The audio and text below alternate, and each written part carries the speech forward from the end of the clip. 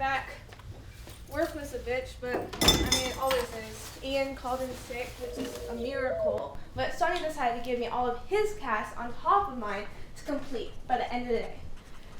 And she's all high and mighty in the office, and it's a rush because of the game, but fucking, what's her carcass? Goes on her phone, crouches behind the window, and whoa, what's the day?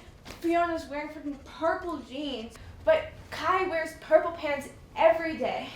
But it's great. Kai is great. He does his job. He's nice. But what makes him so special? Hold on. Have I told you about Kai? Or maybe I just hadn't learned his name yet. But he always does the coronation and garbage. I just gotta do a reading tonight for my psychology and an art class. It's so long, but I don't want to annotate it.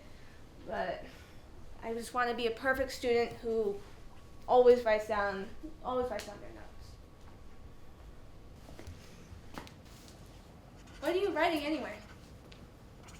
Ramona? Come on, look at me, please. What happened? If I'm venting too much, you can just tell me. Just please don't ignore me. Please?